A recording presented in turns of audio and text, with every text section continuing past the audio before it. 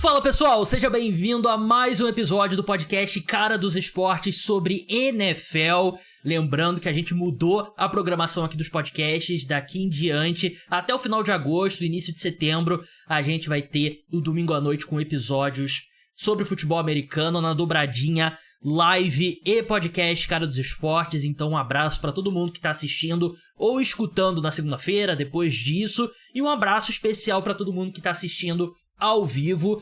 No programa de hoje, eu e o meu amigo Felipe Lawrence, jornalista do Valor Econômico, que comanda o perfil @oquarterback, a gente vai eleger as pessoas que entram mais pressionadas nessa temporada da NFL, né? Seja jogadores, técnicos, assistentes, general manager, qualquer pessoa ligada à NFL. Pode ser, Felipe pode falar que o cara dos esportes é um dos mais pressionados entrando na temporada da NFL. Vale também. E aí a gente vai... Eu não sei a lista do Felipe, eu sei a minha lista. Eu não sei a do Felipe. E a gente vai surpreendendo um ao outro aqui.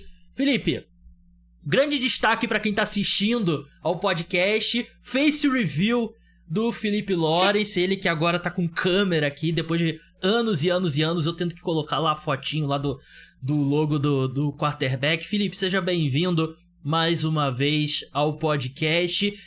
Fazendo a lista aqui, Felipe, já dando um pequeno spoiler, eu não fiquei surpreendido porque todo ano é isso, né? Mas não faltam opções, né? Tem muita gente ali que entra nessa temporada da NFL com a batata assando, né?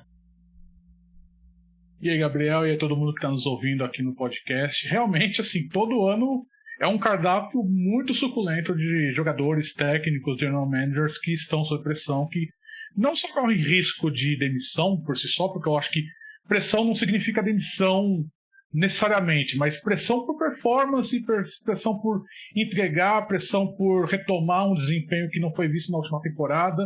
Então acho que essas histórias são sempre as que chamam mais atenção, né? Porque você vê um jogador, um técnico que não teve uma boa performance no ano anterior, e você espera que ele, nessa temporada que vai começar agora, ele consiga retomar boa forma, né? Então eu acho que esse é o grande divertido aqui desse podcast, é você mostrar um pouco aqui para quem está nos ouvindo, para quem está nos assistindo, ver quais que são realmente alguns desses nomes que a gente acha que merecem mais atenção nesses próximos meses da temporada, né? Calma aí que eu tava no mute. Tem um nome aqui na minha lista que eu acho que ele está numa pré-pressão. Eu acho que ele entra pressionado porque se a temporada não der certo, aí a pressão vai ficar muito grande em cima dele, né? Mas vamos entrar logo no programa, lembrando pro pessoal se inscrever no canal, deixar like, deixar comentário, aquela coisa toda. Se você estiver escutando no Spotify, deixa 5 estrelas lá, é muito importante para o podcast subir nos rankings. E eu recomendo que você escute o podcast Cara dos Esportes. Se você assiste no YouTube, bota no fone de ouvido quando estiver indo pro trabalho, pra faculdade, indo na academia. Eu e o Felipe, a gente tava até conversando sobre hábitos de consumo de podcast aqui no Brasil, né? Eu, particularmente, gosto muito mais de escutar. E se, tipo, tô na academia, eu escuto muito podcast. E eu recomendo que você faça assim também, que eu acho que é uma forma melhor de consumir. Mas se você estiver assistindo no YouTube, tô tentando incluir mais elementos cada vez mais ali pra ficar ainda mais agradável pra você assistir também. Tem a galera escutando no YouTube Premium também, então um abraço pra vocês. Vamos entrar, Felipe. Não necessariamente o cara que você acha que é o mais pressionado, mas qual o nome que você gostaria de destacar primeiro? Eu vou destacar então primeiro o John Lynch, General Manager do San Francisco 49ers. Eu acho que assim, o John Lynch, o trabalho dele é inquestionável, né? Porque o time foi vice-campeão da NFL há 2 anos atrás, é um cara que consegue colher bons talentos no draft, principalmente nos rounds intermediários e finais. Mas eu acho que é um time que ele entra um pouco sob pressão, acho que tem um pouquinho de questionamento sobre o trabalho dele, na questão do seguinte: o time ano passado realmente teve uma performance muito abaixo do esperado, né? Todo mundo esperava que o time acho que chegar no Super Bowl de novo, acho que é uma expectativa muito alta, mas acho que esperava-se que o time fosse brigar por playoffs de uma maneira séria, não chegou nem perto disso. Agora esse ano é um time que você renovou o contrato do Brock Purdy, que é o seu grande quarterback. É um time que está passando por uma renovação de elenco muito grande. Então acho que assim, a pressão em cima do John Lynch é de realmente você mostrar que essas mudanças que você fez nessa intertemporada deram certo. A aposta no Brock Purdy deu certo. Deixar o Deebo Samuel ir embora é uma aposta que tem que dar certo. Porque você tem o Rick Pearsall, que foi a escolha de primeiro round deles ano passado. Não entregou nem um pouco ainda, né? É um cara que tá sob pressão, de certa medida, um cara que precisa entregar. Mas eu acho que o trabalho do John Lynch, eu acho que, assim, ele vai ser demitido no fim da temporada se o time não for para os playoffs? Não. Eu imagino que não. A não ser que seja uma hecatombe enorme. Mas eu acho que é um cara que tá sob pressão de ter que entregar, porque você ainda tem aquela sonda da troca do Trey Lance em cima dele muito forte, né? Uma troca que deu muito errado e que prejudicou muito a formação do elenco do 49ers nos últimos anos. Então acho que você tem uma pressão sim pro John Lynch conseguir entregar esse trabalho nessa temporada, de voltar o time a ser aquele time de prateleira de cima que a gente viu há 2 anos atrás, né? Então acho que você tem uma aposta, né, que ele tá fazendo no elenco nessa renovação, mas acho que o time precisa entregar agora, nesse momento já. Cara, concordo. E assim, claro, o 49ers foi um time que eu pensei muito, mas acabou não entrando na minha lista porque, assim, John Lynch eu concordo, assim, mas eu acho que tem muita gente sob pressão nos 49ers, né? Então eu não consegui definir qual seria, mas acho que o John Lynch é mesmo o número 1, né? Porque eu acho que Brock Purdy é um cara que entra pressionado, porque agora ele não vai ser mais o cara ganhando, sei lá, $1 milhão por temporada, vai ser o cara ganhando $50 milhões por temporada, né? E aí a expectativa sobe proporcionalmente, né? Quando um quarterback tá nesse tipo de salário, né? E eu acho que ele merece esse contrato.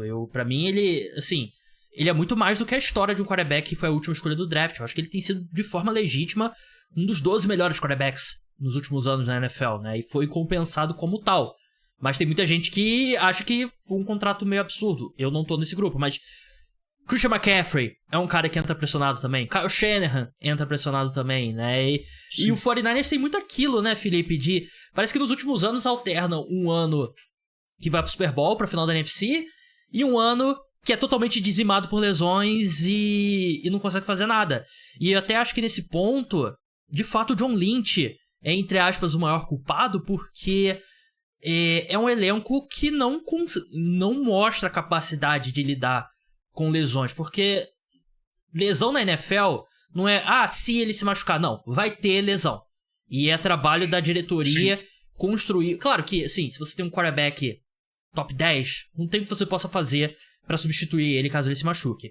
Mas você quer ter um elenco que consiga absorver algumas lesões. E os 49ers, acho que algo que me incomoda bastante nesse time, e já vou adiantando antes da gente falar de palpites e tal, mais pra frente no mês de agosto, não tô em alta com os 49ers, é porque eu acho que é um time que tem algumas lesões e o time, beleza, vamos guardar nossas coisas aqui, ano que vem tamo lá, né? E é um time que meio que, você vê, por exemplo, o Lions, né? Chegou na Divisional Round com a defesa toda dizimada, destruída por lesões. Os 49ers não, o 49ers é meio que desiste da temporada. 2 caras caem, o time não mostra nenhuma capacidade, eu acho que isso passa muito pelo trabalho do John Lynch mesmo.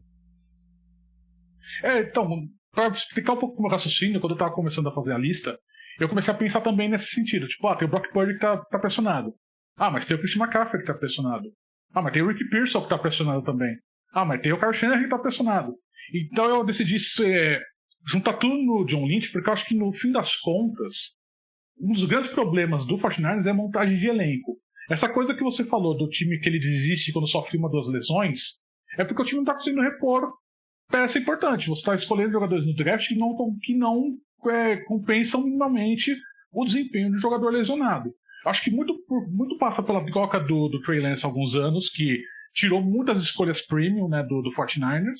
Outra também que o time, historicamente, com o John Lynch, não escolhe bem nos 3 primeiros rounds. Não, é um time que tem problemas em escolher esses jogadores premium. Solomon Thomas. E você não pode depender... Então, você não pode depender de jogador de 4º pro 7º round para compensar uma performance de jogador all pro. Isso não existe, porque a gente sabe que a porcentagem de jogadores escolhidos nesses rounds finais que realmente viram um jogador muito acima da média é pequena. O Brock Purdy é a exceção da regra. Então, exatamente. Assim, o próprio Brock Purdy, o que seria os trabalhos do John Lynch se ele não tivesse conseguido uma das melhores escolhas da história do draft, né? Que é o Brock Purdy, né? E assim, é muito mais sorte você encontrar o Brock Purdy na última escolha do que mérito do John Lynch. Exato, você não pode falar, a gente fez scout Óbvio que eles podem dourar a pílula, eles podem falar, a gente fez um scout enorme do Brock Purdy, a gente sempre soube que ele ia ser um novo grande quarterback da NFL, o que é mentira, porque você escolhe um jogador no 7º round pra compor elenco, não pra ser titular. Então, assim, é tipo o Patriots, né? Não, a gente sabia que o Tom Brady ia ser um grande quarterback, né? Então por que você selecionou na primeira rodada? Você sabia que ele ia ser, né? Exato. Então, assim, acho que muito acho que se a temporada do 49ers der errado, de verdade, acho que a pressão cai em cima do John Lynch. Acho que não vai cair em cima do Kyle Shanahan. Acho que não vai cair em cima dos jogadores. Talvez tenha um questionamento em cima do Brock Purdy por causa do contrato. Mas acho que não vai ser grande. Acho que o grande questionamento vai ser em cima do John Lynch, falando, pô, o cara devia ter feito um trabalho melhor, não devia ter feito uma renovação tão grande do elenco. Acho que você tem muita... Acho que ele vai ser o catalisador de toda essa pressão do 49ers se a temporada não for boa. Então por isso que eu acho que ele tá sob pressão. O pessoal que tá assistindo, o Flamengo quase fez gol aqui agora, então se você vê uma reação minha é porque eu tô tentando assistir o jogo ao mesmo tempo, né? E eu concordo. Eu acho que a primeira pessoa que vai cair nesse esquema dos 49ers vai ser o John Lynch, né? Eu diria que John Lynch 1, Kyle Shanahan 2 e Brock Purdy 3. Acho que seria a ordem ali de pessoas caindo ali conforme... Porque esse time, você olha pra esse elenco 3, 4 anos atrás e olha agora, é um elenco que se deteriorou muito, né? Mas vamos avançar aqui agora e eu vou falar logo o nome que eu disse que eu acho que tá em pré-pressão, que eu acho que tá pressionado para se tornar a pressão de verdade. É o Lamar Jackson, quarterback do Baltimore Ravens, porque assim, o Lamar Jackson é o segundo ou terceiro melhor quarterback da NFL atualmente, né? Não tem... Algumas pessoas botam o Joe Burrow na frente, colocam ele quarto e tal, mas é muito raro. Ele não... Esse tipo de reputação não vai ser uma temporada que ele possa ter ruim que vai mudar. Ele vai continuar sendo o Lamar Jackson. Mas as constantes idas aos playoffs, eu acho que acaba jogando contra um pouco, que ele chega todo ano nos playoffs e aí ele tem um número grande de jogos. E vamos ser sinceros, tem um grande número de jogos que ele decepciona, né? Claro que a gente lembra, por exemplo, ano passado, ele não tem culpa que o Mark Andrews sofreu aquele drop, que teria feito o Baltimore Ravens avançar, né? Então, mas ainda assim ele não tem aquela vitória, assinatura do Lamar Jackson, né? E a gente sabe como é que funciona internet, discurso de fãs e tal. Então se tem mais um ano que os Ravens... Porque dificilmente os Ravens ficarão fora dos playoffs, né? Teria que ter lesões e tal. Mas se tem mais um ano que eles chegam nos playoffs e o Lamar Jackson não dá show e a equipe chega numa final de conferência ou quem sabe até no Super Bowl, aí eu acho que a próxima off-season vai ser, dá pra vencer com o Lamar Jackson? Como dezenas de quarterbacks de altíssimo nível já passaram na história da NFL. Não vai ser inédito com o Lamar Jackson, mas eu acho que ele entra com essa pressão. Se essa temporada não for que ele vai mais longe na carreira dele, e não digo só ir longe de chegar na final de conferência, chegar na final de conferência e competir pra ir ao Super Bowl, ou ir de fato ao Super Bowl, vencer o Super Bowl, aí eu acho que a próxima off-season a opinião pública vira toda contra o Lamar Jackson. Acho que vai cair numa situação parecida com a do Peyton Manning, né? Pra quem assiste NFL há um pouco mais de tempo, lembra do Peyton Manning que no começo da carreira, desde que ele foi draftado pelo Colts lá em 97, ele chegou no Super Bowl só em 2006 pela primeira vez, né? Então assim, ele sofria muito questionamento, né? Porque ao contrário do Lamar Jackson, ele veio do futebol americano universitário como um dos grandes jogadores do universitário de todos os tempos. Ele foi candidato a Heisman e tudo. E ele chegou com uma expectativa em cima dele que não foi concretizada. Demorou 10 anos para ser concretizada essa expectativa em cima dele. E mais ou menos nessa época, né, no 6º ano, 7º ano, começou a ter um questionamento. Será que ele realmente é um cara que vai levar o time pro Super Bowl? Porque você viu Tom Brady ganhar 3 Super Bowls como sendo um cara sendo escolhido no 6º round. Então, assim, acho que passa muito por causa... Acho que a história meio que se repete aqui com o Lamar Jackson, porque, guardadas as devidas proporções, você tem o Lamar Jackson, você tem o Patrick Mahomes, que ganhou 3 Super Bowls, obviamente ele foi escolhido no primeiro round, né, mas não era um grande nome, assim, por assim dizer, vindo do college, né, não era um cara, era uma grande aposta. Mas você começa a ter um espelho assim do Lamar Jackson. Você vê, Lamar Jackson ganhou MVP, é um cara que joga bem a temporada regular, um cara que tá conseguindo. Parece que finalmente se encontrou, né, no esquema ofensivo lá do Baltimore Ravens, depois de muito patinar, acho que finalmente encontrou um equilíbrio que ele consegue jogar bem, mas falta aquele punch final nos playoffs, né? Falta chegar o time no Super Bowl, falta chegar o time de ser competitivo em final de conferência. Então, eu acho que assim, eu vou além, eu acho que ele não está sob pré-pressão, não. Eu acho que ele já está sob pressão, eu acho que ele precisa entregar já nesse ano, porque é um time da prateleira de cima da AFC, é um time que vai brigar com as cabeças, não é um time que está em reconstrução, nem um pouco disso, nem perto, né, disso, de estar em reconstrução, é um time que vai brigar sério para chegar à final de conferência, né, nem para os playoffs, porque acho que playoffs é meio dado, se o time não chegar nos playoffs, acho que vai ser um desastre muito grande, mas acho que ele está sob pressão de realmente dar aquele pulo a mais, tem que levar o Ravens para, entre aspas, a terra prometida, né, então acho que você tem que acho que a bola tá na mão do Lamar Jackson, acho que ele sabe disso.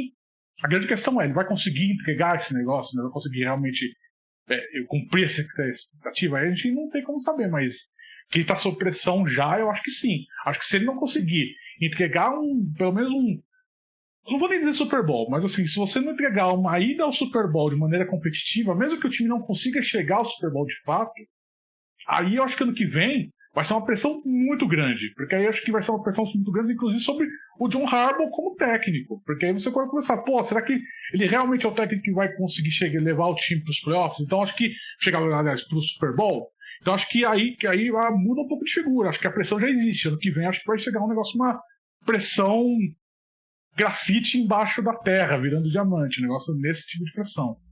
No pressures, no diamond, né, já diria o RG3. E assim, tudo que a gente falou aqui, eu acho que se aplica ao Josh Allen também.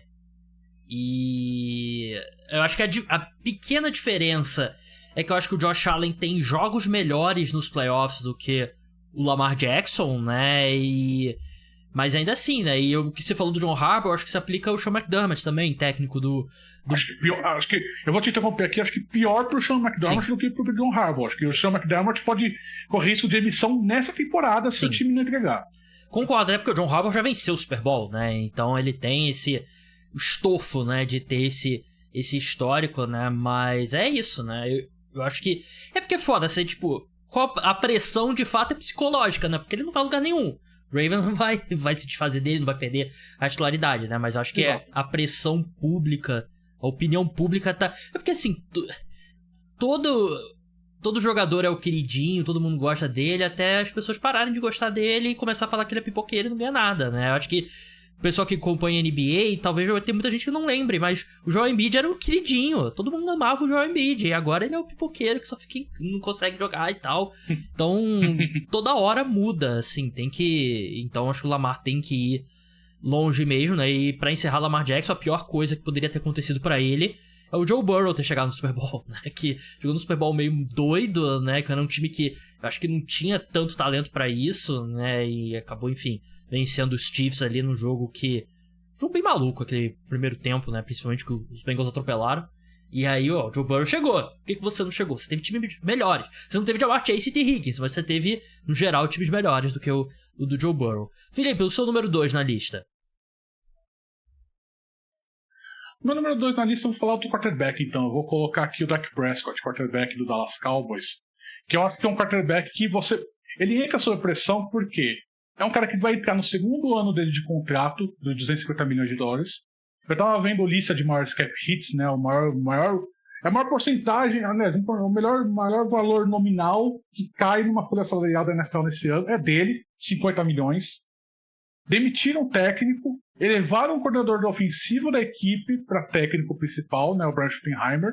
Então acho que assim, o Cowboys dobrou a aposta no Dak Prescott. Então assim, acho que ele precisa entregar de qualquer forma nessa temporada, porque é o seguinte, ano passado ele sofreu aquela lesão grave na coxa, né, ele ficou metade da temporada afastado, não jogou mais. Mas agora esse ano você tem um risco, que você tem Eagles campeão do Super Bowl, você tem o Commanders que está realmente voltando a ter um projeto que é interessante. Então, assim, o Cowboys, que por muito tempo foi alternável entre a primeira e a terceira força na divisão, corre o risco de ir para a terceira força. na divisão. E acho que a expectativa pro Cowboys não é ser a terceira força na divisão. A expectativa na cabeça do Jerry Jones é ser brigar pro playoffs e levar o time, tentar levar o time de volta à final de conferência. O Jerry Jones quer ser campeão antes de morrer, né? É isso. Exatamente. Ele quer um último título pra realmente ele cair morto depois feliz, né? Então acho que assim, acho que a grande questão é, o Dak Prescott tem que se entregar, ele tem toda essa pressão, e eu acho que esse time do Cowboys, especialmente a linha ofensiva, agora com a saída do Zach Martin, é um time que a gente mudou um pouco a questão, porque a gente sempre teve aquela história do Cowboys com uma grande linha ofensiva e tudo mais, agora mudou um pouco de figura. Acho que agora o Dak Prescott tem um pouco mais de problema para lidar com aquele ataque, mesmo tendo o Sidney Lamb lá. Então acho que assim, e o Jake Ferguson que agora ganhou um grande contrato, né? Mas acho que assim, a grande questão é, o Dak Prescott precisa se entregar, ele precisa mostrar que o time não só tem chance de chegar aos playoffs, mas também que não perdeu posição dentro da divisão, que eu acho que esse é o problema mais de curto prazo. E cai nos braços dele. Ele vai ter que mostrar que realmente tem saúde, né? Que não vai sofrer lesão, que vai conseguir jogar os 17 jogos da temporada, que vai conseguir ter uma boa performance mesmo com as mudanças na linha ofensiva, e que tentar realmente mostrar que ele é o cara ainda, né? Mesmo com 31 anos, né? Já tá começando a virar um pouco a curva da carreira dele, mas acho que assim, ele é um cara que precisa mostrar que realmente ainda tem chance de ser o cara dentro do Dallas Cowboys, justificar aquele contrato enorme e também salvar a cabeça do Brian Schottenheimer, né? É foda, né? O cara nem estreou ainda, a gente tá falando disso, né? Mas foi uma contratação inexplicável, né? Eu já falei 1000 vezes aqui no podcast, pô, você é o Dallas Cowboys. É a franquia mais valiosa dos Estados Unidos de todos os esportes. É uma das mais valiosas do mundo inteiro. Como que a sua contratação é o Brian Schottenheimer, filho do Martin Schottenheimer, que já não era grande coisa como treinador, né? Era um pragmático, né? Treinador pragmático e tal, mas enfim. Eu concordo plenamente sobre o Dak Prescott, né? Porque, cara, você vai pagar 60 milhões de dólares por temporada, que é a média, né, dele. Você pega o contrato, divide pelos anos, né? 60 milhões por ano. De longe, o segundo quarterback mais bem pago, o segundo jogador mais bem pago da NFL, recebe 55 milhões. Que aí é outro cara pressionado, Trevor Lawrence, essa galera aí. Sim. E você tá pagando isso pra um cara que eu acho que entra na temporada, a maioria das pessoas, e acho que é quase um consenso, você tá pagando o maior salário da NFL pro cara que é o terceiro melhor quarterback da divisão. Porque hoje o Jalen Hurts e o Jayden Daniels estão na frente dele. E é isso que o Felipe falou, ele tem que provar que... Não, ele tem que provar que ele é o cara de 2023, que foi o segundo colocado pra MVP, né, que teve uma temporada muito boa. E agora, eu acho que eu concordo que a saída do Zach Martin vai ser sentida. Eles selecionaram um guard na primeira rodada, né, o Tyler Booker, e agora eles têm 3 titulares com o primeiro nome Tyler na linha ofensiva dos Cowboys, né? Tyler Guyton, o left tackle, o Tyler Smith, o left guard, e o Tyler Booker, o right guard. E eu acho que a chegada do George Pickens, eu acho que no saldo o ataque sobe, né? Porque eu acho que a chegada do George Pickens com o CeeDee Lamb, eu acho que ela tem uma capacidade de não só ser a adição, né? Aquela adição que multiplica, né? Porque você tem o CeeDee Lamb, que é um dos 5 melhores wide receivers da NFL, 6, 7 melhores wide receivers da NFL. Você tem o George Pickens, que é, sei lá, top 12 por aí.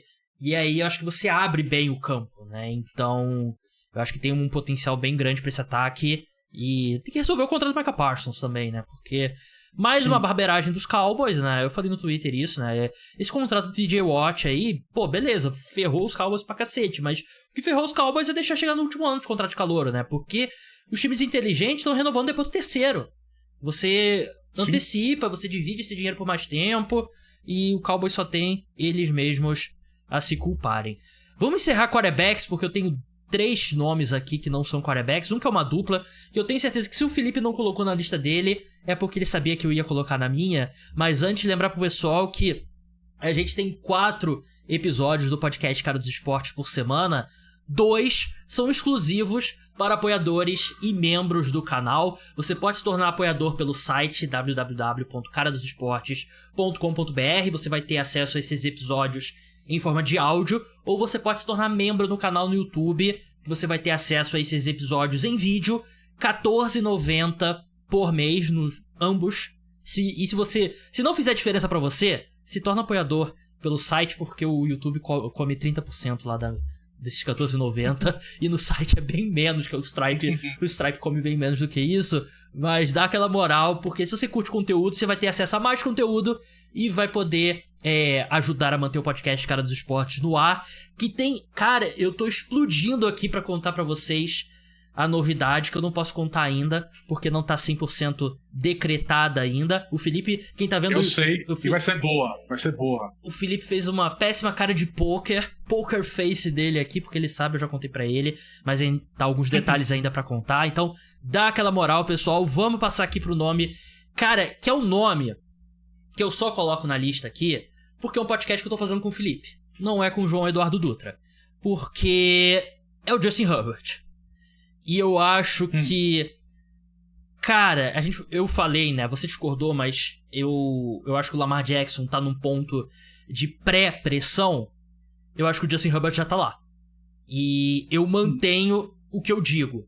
Sempre, né? Eu acho que em termos de talento, o Justin Herbert, ele se equipara ao Big Four. Que eu acho que tem um Big Four hoje, né? Patrick Mahomes, Joe Burrow, Lamar Jackson, Josh Allen, independente da ordem. Tem loucos que colocam o Patrick Mahomes fora do top 1, e não vou discutir com essas pessoas, mas é esse top 4. Eu acho que o Justin Herbert, em termos de talento, ele é o dos outros, o que se equipara a esses caras. E eu acho que muito do que impede ele a chegar na mesma produção, o mesmo resultado, é que o time dos Chargers é bem pior. E ele tem colocado o Justin Herbert em situações difíceis e tal. Mesmo eu, que sou um grande defensor do Justin Herbert, tenho que admitir que também, para um quarterback desse nível, ele tem deixado a desejar. E eu acho que uma crítica que eu tenho ao jogo dele, para o pessoal falar que eu não só defendo, eu acho que para um cara com as ferramentas físicas que ele tem, ele solta o braço muito menos do que ele deveria. Mas ainda assim,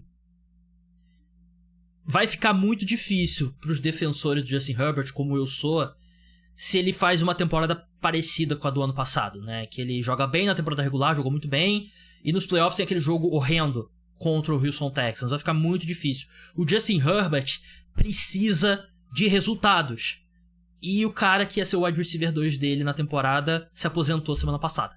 E continua sendo Led McConkey e Quentin Johnston, os principais wide receivers deles. E eu entendo os Chargers, entendo que é a filosofia do Jim Harbaugh, vamos investir pesado na linha ofensiva, jogo terrestre e tal, mas eu ainda acho que os Chargers não fizeram o trabalho necessário para dar opções de alvos. Acertaram em cheio com o Led McConkey, mas o Led McConkey é uma gota no oceano. Hoje em dia, se você não tem 3 wide receivers confiáveis, você não tem nenhum. E os Chargers não têm 3 wide receivers confiáveis. Então, eu reconheço que o Justin Herbert deixa a desejar por si só. Mas eu também tenho que fazer essa defesa, que eu acho que os Chargers decepcionam mais o Justin Herbert do que vice-versa. Eu acho que ele entra sob pressão. Acho que a pressão em cima dele é menor do que no Lamar Jackson, por exemplo. Acho que na minha visão, acho que ele tem um pouco menos de pressão no sentido em que o esquema ofensivo do Jim Harbaugh é esquisito. É um esquema ofensivo que exige... Que é um esquema ofensivo complexo e que exige muito assim, de adaptação, exige muita coisa de formação. É um cara que é muito técnico nesse sentido, até porque ele foi quarterback na NFL por muito tempo, né? Então ele gosta desses esquemas mais parrudos. Então, eu acho que acho que ano passado você tinha um problema de adaptação do Justin Herbert com esse esquema ofensivo, que esse ano eu espero muito que ele já esteja superado esse problema. Acho que ele já tem que estar agora na ponta dos cascos. Assim, primeiro jogo aqui no Brasil, contra o Chiefs, já tem que jogar bem. Tem que jogar bem nesse jogo de início de temporada aqui no Brasil, na sexta-feira, dia 5 de setembro. Tem que jogar bem. Estaremos lá. Estaremos lá. Exatamente, estaremos lá. Mas e foi uma propaganda do jogo velada, né? Mas, enfim, acho que você tem que... Acho que o Justin Herbert, a grande questão dele é que ele fica na sombra desse Big Four que você disse, né? E é um Big Four que, curiosamente, é todo na AFC, né? Todo na mesma conferência. Sim, né? Você tem. Então, assim, ele é o quinto quarterback dentro da sua própria conferência. Então, assim, você tem uma situação aqui que é esquisita na história do NFL, porque ele nunca teve tantos bons quarterbacks, assim, geracionais, concentrados numa mesma conferência.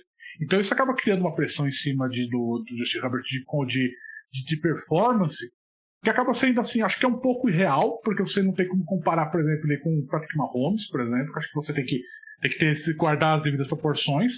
Até porque o Justin Herbert tem muito problema de elenco, tem muito problema de mudança de coordenação técnica. Então, mas eu acho que esse ano ele precisa realmente já mostrar que é o cara desse esquema ofensivo do Jim Harbaugh. Os primeiros vídeos que eu vejo assim da pré-temporada do Chargers, né, que vem lá de Los Angeles, dão a entender que eles vão botar mais a bola na mão dele. Não sei se vai se cumprir isso na hora do vamos ver, né? Porque Jim Harbaugh a gente sabe que ele é um cara excêntrico, né? Então assim, ele muda muitas coisas em cima da hora. Então, mas a minha esperança é exatamente essa, que ele se realmente tenha mais confiança do esquema ofensivo, ele seja mais procurado pelo Jim Harbaugh para conduzir aquele ataque, né? Sem depender tanto do jogo corrido. Então essa é a minha grande esperança e eu concordo que ele está sob pressão. E sabe uma coisa também que eu acho que vai soar extremamente subjetiva e vai ser aquela coisa de programa, sei lá, do Neto, Donos da Bola e tal. Ele não parece ter a personalidade alfa que nem o do Big Four. Porque eu lembro que na época do draft que se falava, ele é meio tímido e tal, não sei o que. Então, eu acho que ele é um cara que ele não... Por exemplo, essa questão de, vai botar a bola na mão lá ele no Justin Herbert. Eu não acho que ele vai ser um cara que, beleza, ele chamou uma corrida, vou mudar aqui pra um passe e tal, chama meu número e tal. Ele é um cara que vai ser um bom soldado, né? E eu acho que um cara com o talento dele, ele tem que soltar mais. E se bem que agora vai mudar tudo porque ele tá usando a tal da lente lá. Você viu a história da lente? Eu vi. Que é tipo uma lente que funciona como se fosse um óculos escuro, né? E... uma lente de reflexo, um negócio meio que... evita a luz do sol, né? Tá meio Sith Lord se você olhar assim pra ele, né? Diz ele que não gosta daquele Face Shield, né? Da Oakley, né? Diz que não gostou muito, mas tem foto dele que se pegar pelo ângulo, acho que fica meio olho de gato, assim, um negócio meio reflete luz, né? Tipo o Anakin saindo do templo, né? Depois de matar as criancinhas todas, né? Já tava ali mudando a cor do olho. Eu, ao contrário do Justin Herbert, adoro todos os produtos da Oakley. Mande mais óculos escuros aqui pra gente, que a gente ama Oakley. Vamos passar pro próximo nome na sua lista, Felipe. Próximo nome na lista eu vou colocar o Travis Kelce, tight end do Kansas City Chiefs. Eu acho que é um cara que tá sob pressão, porque ano passado ele notadamente teve a pior temporada dele como titular no Chiefs. E ele sabe disso, né? Ele declarou publicamente que foi uma temporada muito abaixo do que ele esperava. É um cara que tá com 35 anos, vai fazer 36 anos. É um cara que a gente sabe que para tight end é uma idade meio avançada. Havia uma, não sei se expectativa, mas havia chance dele se aposentar nessa off-season, né? Algo que não se cumpriu. Ele decidiu continuar. Então acho que a pressão nele agora tá para ele ter uma boa performance nessa temporada. Acho que assim, a gente não vai mais ver aquele Travis Kelce de anos atrás, que era a grande referência do ataque do Chiefs. Mas acho que ele precisa ser um Travis Kelce melhor do que foi ano passado. Eu acho que muita da pressão também vai cair em cima dele, porque essa off-season especial dele foi muito agitada, né?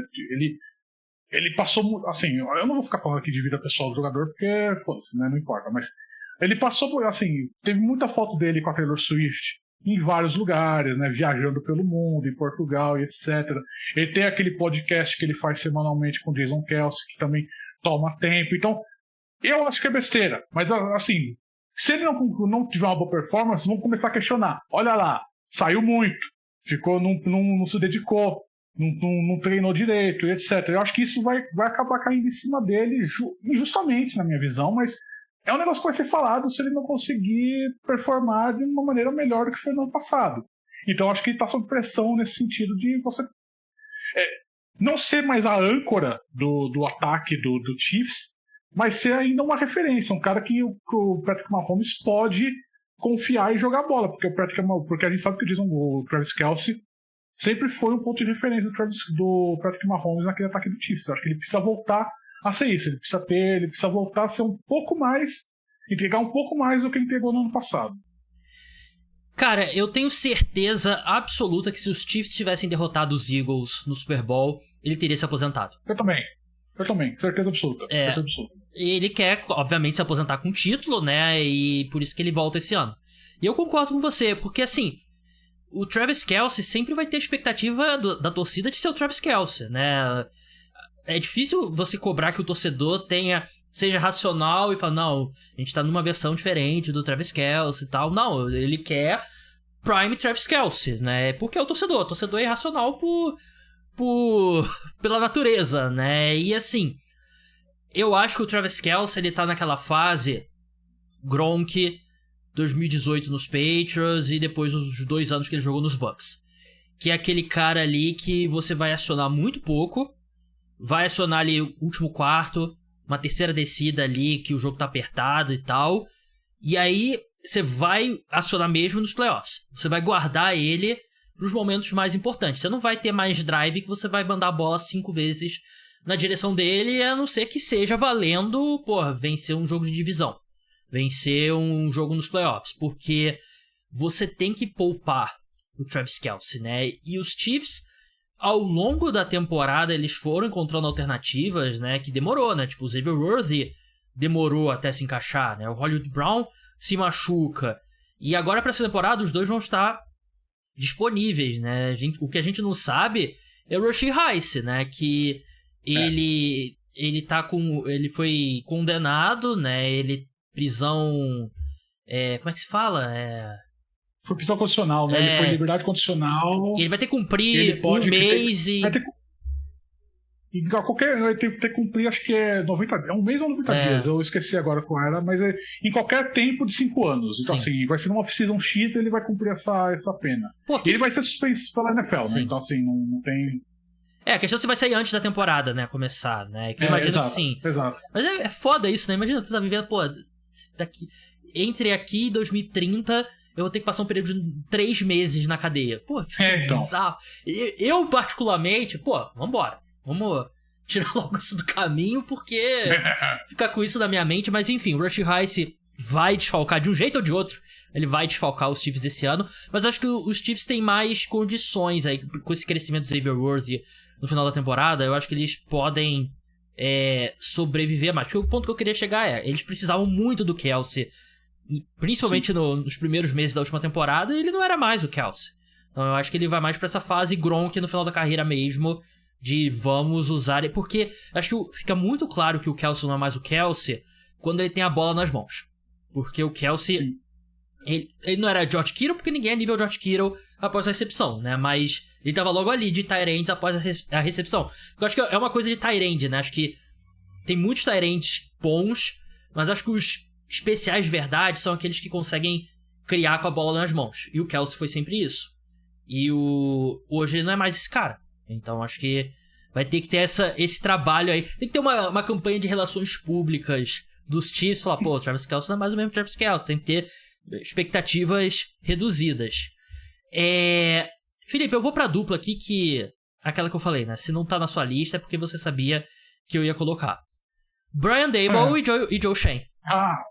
Eu não coloquei na minha porque eu sabia que você ia colocar. Eu não vou gastar essa ficha, não. Eu não vou gastar essa ficha, não. Porque não tem como, né? E não tem como não tem como não atrelar os dois, né? Porque eles chegam juntos. Os dois trabalharam juntos em Buffalo, então é uma dupla. Eu acho, particularmente, que o Brian Daboll é melhor no emprego dele do que o Joe Schoen. Apesar do... O Joe Schoen não tem feito os drafts ruins, não. Ele tem feito bons drafts, o Joe Schoen, né? Mas, pequeno detalhe, a posição de quarterback. E, sei lá, o Brian Daboll é o técnico que entra mais pré-demitido e o Joe Schoen é o general manager que entra mais pré-demitido também nessa temporada? Eu não sei. Sinceramente, eu não sei. Porque o fato de ele ter escolhido o Jackson Dart no draft agora me passa a impressão que ele ganha uma sobrevida lá. Eu acho que é um time que você não vai exigir o Jackson Dart jogar imediatamente, porque você tem outros 2 veteranos na frente deles. Tem o Russell Wilson e tem o Jameis Winston. Acho que se o Jackson Dart jogar, quer dizer que tá dando tudo muito, muito errado, e aí ele vai ser demitido pela temporada. Aí eu acho que não tem muita escolha a não ser demitido, mas... O Jackson Dart jogar é o Hail Mary, né? Se ele jogar e jogar bem, aí a diretoria pensa, vamos manter ele com esse técnico mais um ano, né? É o Hail Mary. Exato. Porque assim, eu acho que você ter contratado 2 veteranos, você ter contratado o Russell Wilson, que é um quarterback de renome, você tem o Jameis Winston, que joga relativamente bem quando exigido, Isso tudo, acho que isso mostra um pouquinho de respaldo. Eu acho que assim, se o time for uma merda, vamos supor assim, o time ganha 3 vitórias de novo nessa temporada. Aí vai ser todo mundo demitido. Mas eu acho que também que o sarrafo não tá lá em cima. Acho que você não tem uma exigência de 10 vitórias, por exemplo. Acho que se o time chegar 6 vitórias, 5 ou 7 vitórias, acho que eles conseguem se garantir. Porque acho que vai mostrar que um elenco avançou o suficiente para conseguir mais vitórias aqui na última temporada. E 2, deu tempo pro Jackson Dart se desenvolver como reserva. E ano que vem ele vai ser o titular absoluto. Porque esse é o plano. Mas, então acho que assim, eles estão sob pressão, lógico, porque não tem como, né? Mas eu acho que não é um time. Não acho que eles estão pré-demitindo. Não acho que é um time que se ficar ruim, por exemplo, não é um time que vai demitir técnico com 5, 6 vitórias, por exemplo. Acho que não é a situação. Acho que é um time que vai demitir todo mundo se não conseguir evoluir o mínimo possível do que foi em 2024. Se o New York Giants fosse uma boa franquia, o que nessa altura do campeonato eu não confio mais que seja... É questionável. Já foi um dia, né, um exemplo, né, de franquia, de estabilidade e tal. Mas o que eu quero se eles ficaram no cargo, eu quero que eles tenham a temporada, e aí no final da temporada você olha e vê se o time evoluiu, se tá numa situação melhor, e se você confia na visão do Brian Daboll e do Joe Schoen. Porque claramente não é uma situação Josh McDaniels nos Raiders. Não é, sei lá, Urban Meyer nos Jaguars, né? São 2 caras que já mostraram competência. Não tô dizendo aqui que eles são supra-sumo, né? Mas eles não estão no cargo por um acaso. E se você bota assim, se não vencer 5 jogos, vocês estão demitidos, aí eu acho que é um erro. Eu acho que tem que ser uma avaliação muito mais subjetiva. Só que a pressão é muito grande, né? E se fosse em Nashville, no Titans, né? Se fosse no Houston Texans, se fosse no Jacksonville Jaguars, é uma coisa. Outra coisa é Nova York. Nova York, a pressão nos times é muito grande por conta da mídia, cidade muito grande e tal. Mas acho que inegavelmente os dois... Às vezes o óbvio precisa ser dito aqui no podcast, né? Sim. Os dois estão muito pressionados. Felipe, o seu... o último nome na sua lista? O último nome da minha lista. Então vamos lá. Eu tenho mais um aqui também. Eu vou colocar o Mike McDaniel, técnico do Miami Dolphins. Eu acho que ele chega sob pressão. Acho que é uma pressão meio esquisita na minha visão, mas eu pensei muito nesse nome, porque assim, ele vai entrar agora no 4º ano dele como técnico do Dolphins. Ele levou o time aos playoffs nos 2 primeiros anos. Ano passado não chegou aos playoffs. Mas eu acho que é um cara que precisa realmente dar aquele pulo de mostrar que o time é competitivo não só na temporada regular, mas nos playoffs. Chegar nos playoffs e ser competitivo. Porque nas 2 vezes que o time foi para os playoffs, não competiu, né? Foram uma derrota para o Bills e uma derrota para o Chiefs. Ok, é o Bills e o Chiefs, mas você precisa ser minimamente competitivo se você quer se manter no cargo. Eu acho que o Mike McDaniel, apesar de todo mundo saber que ele é uma grande mente ofensiva, ele é um cara que realmente... os jogadores gostam dele, né? Não é um cara que é um tirano. Então, assim, é um cara que tem uma pressão meio estranha, mas eu acho que é um cara que precisa realmente dar um salto de qualidade. Deixar de ser o cara que é só uma grande mente ofensiva e realmente levar esse time de qualidade. E assim, muitos dos problemas dele passam pelo Tua Tagovailoa, né? Porque a gente sabe que é um cara que você não tem como garantir que ele vai jogar os 6 jogos da temporada. Mas, mesmo assim, o time ele precisa dar uma resposta pro Mike McDaniel, que ele realmente é um cara que está lá para comandar aquele time para ser competitivo nos playoffs. Porque assim como a gente falou do Cowboys agora há pouco, o Miami Dolphins por muito tempo foi a segunda força atrás do Bills, né, nessa nova era do Mike McDaniel. Agora você tem que ter um risco do Patriots voltar a crescer se o Mike Vrabel fizer um bom trabalho lá, se o Drake May realmente corresponder ao que se espera dele.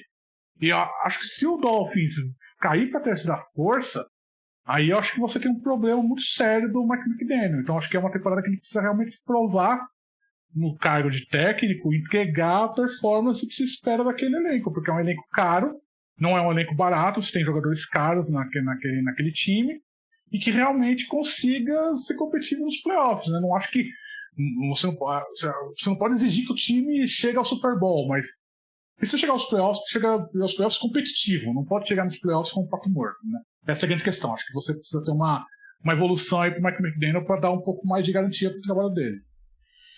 Então, vamos por partes. Objetivamente, o Mike McDaniel tá pressionado. Eu acho que você tá absolutamente certo.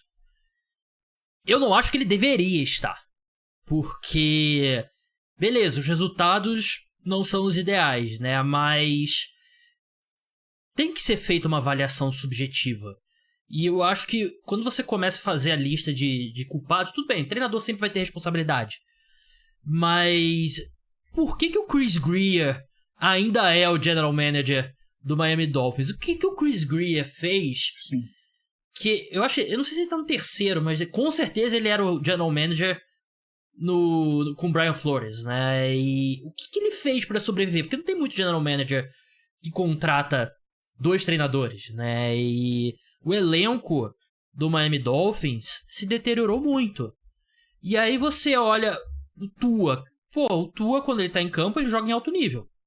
Mas é um cara que ele tá uma pancada de ser obrigado a se aposentar da NFL. E aí, o cara que era pra ser o melhor jogador da equipe, o Tyreek Hill, pede pra ser trocado, aí volta atrás de novo, aí volta atrás de novo, e agora não sei se você viu a entrevista do Tua essa semana, né? Tipo, não, o Tyreek Hill tem que reconquistar a nossa confiança e tal, que não é o tipo de coisa que você escuta o quarterback falar do principal alvo dele, né? Então, eu acho que tem muita questão errada no Miami Dolphins, e eu acredito muito no Mike McDaniel. Eu acho que o Mike McDaniel é uma mente ofensiva especial, e eu acho que se os Dolphins tiverem uma temporada ruim, eu acho que seria um erro demitir ele antes de, Tua, vamos ver uma opção melhor pra quarterback. Porque o Dolphins vai entrar na temporada com o Zach Wilson de reserva do Tua, cara. Eu não acho que ele vai ser demitido se ele não entregar nessa temporada. Porque, como eu falei no começo do podcast, eu não acho que pressão é igual demissão. Acho que você tem uma diferenciação aqui. Eu acho que no caso dele, acho que é exatamente isso que você terminou de falar. Acho que se o Mike McDaniel não entregar nessa temporada, você vai ter um questionamento sobre o Tua, sobre o quarterback dele no time.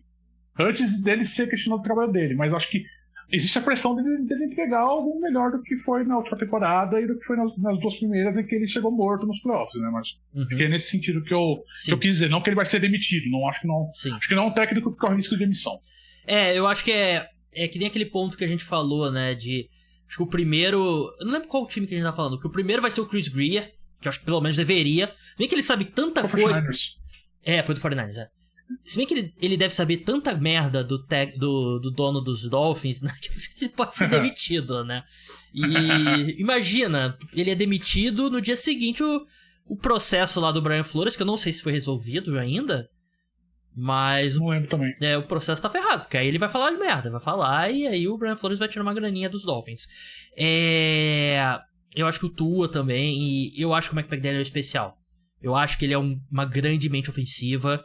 E eu acho que se chegar a um ponto, de novo, não esse ano, mas chegar a um ponto que depois de 2026 o Dolphins tá meio na mesma e eles resolvem dar aquele reset de fábrica mesmo, tipo, se desfaz do Tua, se desfaz do Mike McDaniel, se desfaz do Chris Greer, eu acho que o próximo time que pegar o Mike McDaniel é uma grande contratação. E se for o New York Giants, estiver procurando, se o Brian Daboll, se demitir o Brian Daboll no mesmo ano que o Mike McDaniel for demitido, vocês vão me ver aqui no podcast fazendo lobby pela contratação do Mike McDaniel.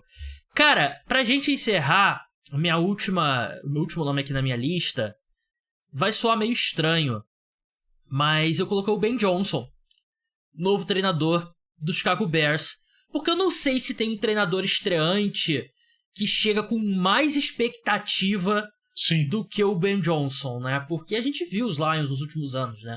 Um ataque muito especial. E você coloca ele com a primeira escolha geral, que eu volto a dizer aqui, eu falei isso no último podcast e repito, uma temporada melhor do que as pessoas dão crédito a ele. Claro que a expectativa dele é muito mais alta, mas pensando em quarterbacks da história do Chicago Bears, uma das melhores temporadas de um quarterback dos Bears, porque a expectativa era muito mais alta. E é um time que meio que resolve o interior da linha ofensiva. Acho que eles têm tudo para ter uma linha ofensiva muito boa esse ano. E já adianto aqui, quando as pessoas começarem a fazer palpite pra temporada, o palpite hipster, que eu acho que nem vai ser hipster no final, o palpite que todos os especialistas vão colocar é o Chicago Bears indo pro Wild Card, ou mais até, acho que vai ter gente colocando o Chicago Bears vencendo a divisão. Então eu acho que o Ben Johnson é um cara que tá estreando no cargo, e eu não sei se eu vi um cara estreante entrar com uma expectativa maior do que o Ben Johnson, né? E isso gera muita pressão.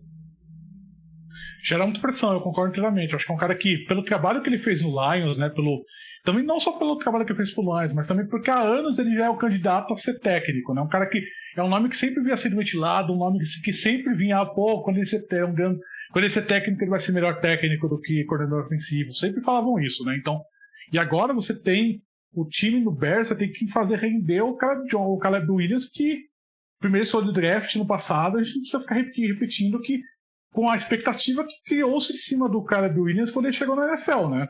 Então, assim, acho que a pressão realmente está em cima dele realmente conseguir provar que ele realmente vai ser um grande técnico, como se espera.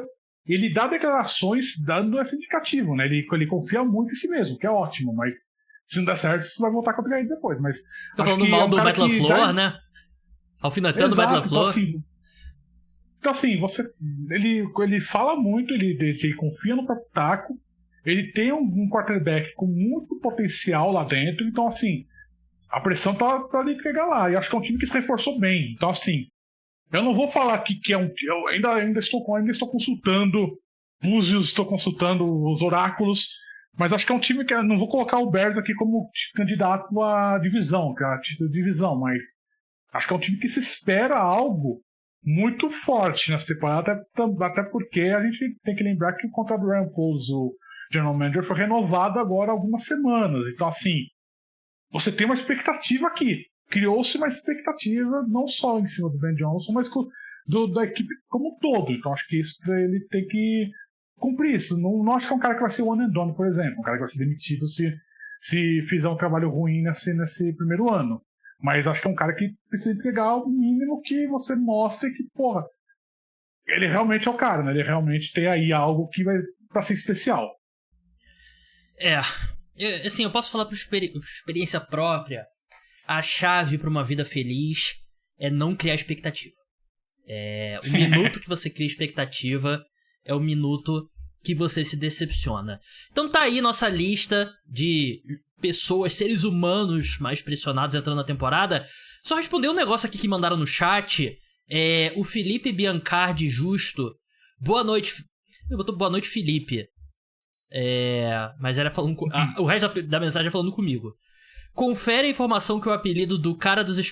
ele tá perguntando pra você. O Felipe não saberia a resposta pra essa pergunta. Felipe, seu xará. Mas confere a informação que o apelido do cara dos esportes na faculdade era Manning, em virtude de apenas ir pra faculdade no Rio com a camisa do Peyton Manning. Isso é...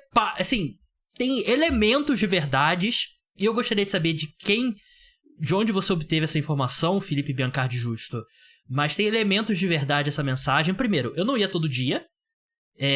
Eu tinha uma faculdade. eu ia todo dia na faculdade. Não, eu ia todo dia pra faculdade. Mas eu tinha uma rotação de camisas. E uma delas era uma camisa escrito Manning, mas era de Eli Manning. Não era de Peyton Manning. Era uma camisa dos Giants, número 10. Não era jersey, era uma camisa de algodão. E de fato, me chamavam de Manning. Que, baita apelido, assim. Como é que eu vou brigar com o apelido desse, né? Mas, de fato, existiu isso na finada faixa Meyer, né? Que é a unidade que eu estudei. Eu fiz tanta história pela faixa que ela fechou a unidade do Meyer. Só tem Botafogo agora. Agora é tudo EAD, né? A minha faculdade perdeu o direito de ser faculdade, então... Esse negócio de EAD tá matando... Esse aí é outro papo pra cara da educação, né? Que... Sei lá, né? Eu entendo a praticidade e tal, mas se você puder fazer presencial, faça presencial, porque Sim. Parte mais importante da faculdade, acho que mais até do que você aprende, dependendo, faculdade de jornalismo, mais importante do que o que você aprende na faculdade de jornalismo é as amizades que você faz, e eu acho que não tem substituto pro trabalho pessoal e, tipo, mesma coisa, assim, uma escala maior, né? Tipo, estudar... Você não vai fazer ensino médio à distância. se você é um adolescente e tal, porque a parte mais importante do colégio é você interagir com outros seres humanos, né? E eu acho que se você pode fazer uma faculdade presencial, faça, que acho que tem muita coisa que a distância não substitui. Mas, Felipe, muito obrigado pela sua participação. Sigam ele lá no @oquarterback. Ele que no trabalho de verdade dele, né, o Valor Econômico, ele vem de umas semanas bem tranquilas. Porque não teve nada no mundo da economia que impactou muito o trabalho dele, não, né? Teve tarifa, essas coisas, não, né? Não, tranquilo. Faço nada no trabalho. Fico vendo o vídeo da NFL o dia inteiro. Então é isso, né? Assistiu o Quarteto Fantástico? Não, ainda não. Então não vou poder... Vou ver amanhã. Compartilhar minhas takes ainda com ele. Super-Homem, gostou? Gostei bastante. Não, acho que foi um filme bem positivo, assim, uma mensagem bem legal. Acho que é um filme que faltava de herói nesse sentido. Eu achei bom. Eu não sou o maior cara de DC, mas eu achei bom, achei divertido. Eu achei que ele e a Lois acertaram em cheio com casting, né? E é bem a cara do James Gunn mesmo esse filme, né? Tem uma vibe meio Guardiões da Galáxia 1 que eu achei bem legal. Mas então é isso, pessoal. Muito obrigado a todos. O podcast Cara dos Esportes volta ao longo da semana com mais 3 episódios. Vai ter episódio... deixa eu passar o calendário aqui mais uma vez pra vocês fixarem bem o novo calendário aí do mês de agosto até o início de setembro. A gente vai ter... calma aí. Não me decepcione o WhatsApp. Isso. Não. Eu achei uma receita aqui que eu botei no meu WhatsApp e não tô achando a porcaria do calendário que eu me mandei aqui. Mas se eu não me engano é quarta-feira à noite que eu prometi pra vocês. Acho que é quarta-feira à noite que eu prometi pra vocês. Episódio ao vivo de NBA. E... caralho, eu não vou conseguir encontrar agora. Que filha da puta. Ih, já entrei agora. Tô achando pauta das finais da NBA e não tô achando o calendário, né? Mas vocês lembram, eu falei em outros episódios aqui o calendário, né? A gente vai, se eu não me engano é terça-feira à noite vai ser o episódio ao vivo de NBA. E entre essas datas aí vai ter os episódios exclusivos para apoiadores. De novo, achei a mesma receita. Achei! Terça-feira à noite, episódio aberto de NBA, 21 horas. Quarta pra quinta vai ser o de NFL fechado. Quinta pra sexta vai ser o de NBA fechado. Então a gente segue nessa vibe aí até o início de setembro. Um grande abraço a todos. Tchau!